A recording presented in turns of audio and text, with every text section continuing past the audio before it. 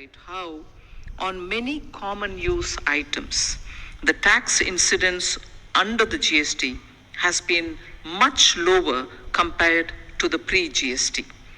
For example, in items like pasteurized milk, tea, milk powder, sugar, edible vegetable oils, spices and footwear, which are priced up to 500 rupees, whatever relevant unit it may be of measure, attract taxes of 5% under GST compared with earlier tax incidence of 6 to 10%.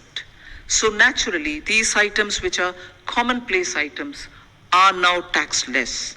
And again, for example, hair oil, toothpaste, soaps, perfumes, detergents, and on all these items, the average pre-GST tax burden was almost 28%, which was brought down to 18% under the GST. So these are tangible numbers. So if somebody were to comment saying GST actually has brought in burden, and I don't want to repeat the full expression, but it is a fact that it's been called Gabbar Singh tax, which is a shame because this country should know a step like GST has actually brought relief to the common citizens. So the average pre-GST taxation on common use electrical items, for instance, such as mixers, grinders, fridge, refrigerators, vacuum cleaners, and TV. And all of them, the TV, for instance, I'm quoting 27 inches television, and washing machines, they were all at 31.5%, and now they've come down to 12% under GST, and these are no longer luxury items.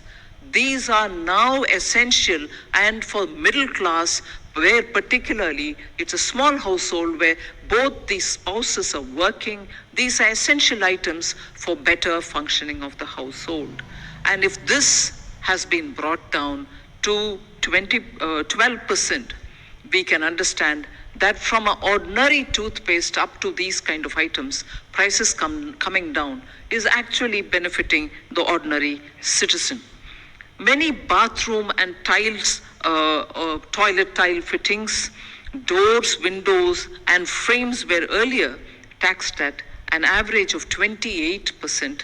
Now they are all brought down to 18%. So I'm purposely giving. It's not as if the officials here who have actually worked in implementing the system do not know the figures. But we also have a very eminent set of senior journalists seated here.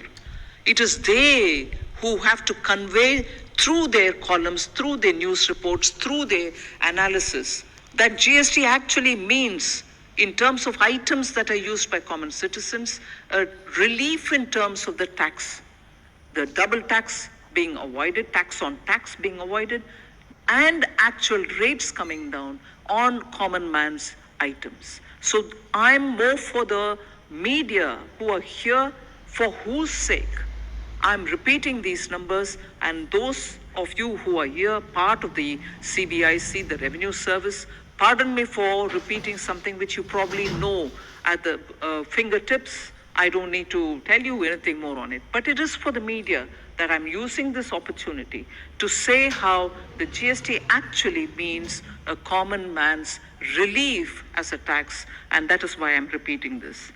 Now, movie tickets.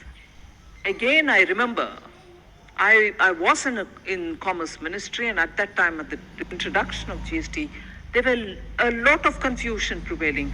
Movie tickets, at least in some states, because of GST, the rates were coming down, the local authorities imposed their own taxes. But the impression which went around among common people was, because of GST, even movie in a very inexpensive theater is now being charged highly. But that wasn't the case. Movie tickets, which were taxed at almost 35%, were brought down to 12% for tickets up to 100 rupees and to 18% for tickets more than 100 rupees. That was GST. But if locally some states saw a hike in the rates, It wasn't due to GST.